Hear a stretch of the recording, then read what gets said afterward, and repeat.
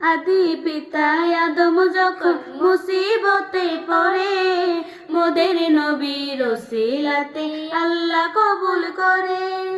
আদি পিতা আদম যখন মুসিবতে পড়ে, মোদের নবীর ওসিলাতে আল্লাহ কবুল করে।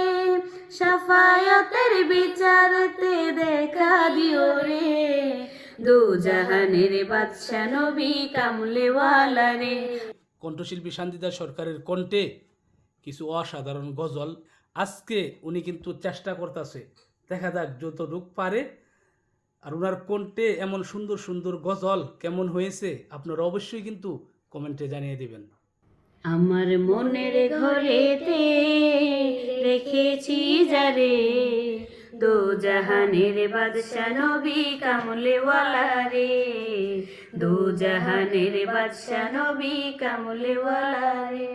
আমার দয়ার নবী রে, আমার মায়ার নবী রে, আমার দয়ার নবী রে, আমার মায়ার নবী রে, দো জাহানের বাদশা নবী কামলেওয়ালা রে। মোরা যদি ডানাওয়ালা পাখি হতাম, ওই মদিনা দেখার লাগা উড়ে যেতাম, হৃদয় জুড়ে দেখতাম আমি নয়ন ভরে, দো জাহানের বাদশা নবী কামলেওয়ালা রে, দো জাহানের বাদশা নবী কামলেওয়ালা রে। আদি পিতা আদম যখন মুসিবতে পড়ে, মোদের নবীর ওসিলাতে আল্লাহ কবুল করে।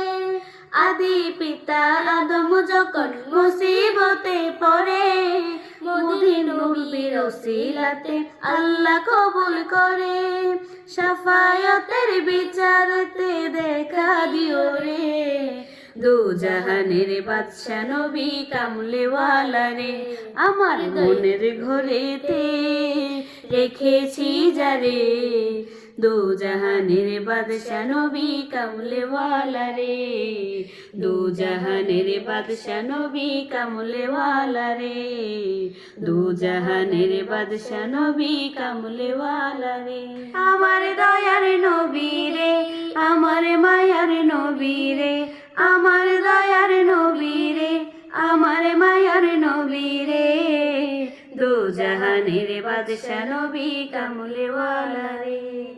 মোরা যদি ডানাওয়ালা পাখি হতাম, ওই মদিনা দেখার লাগা উড়ে যেতাম, হৃদয় জুড়ে দেখতাম আমি নয়ন ভরে, দো জাহানের বাদশা নবী কামলেওয়ালা রে, দো জাহানের বাদশা নবী কামলেওয়ালা রে।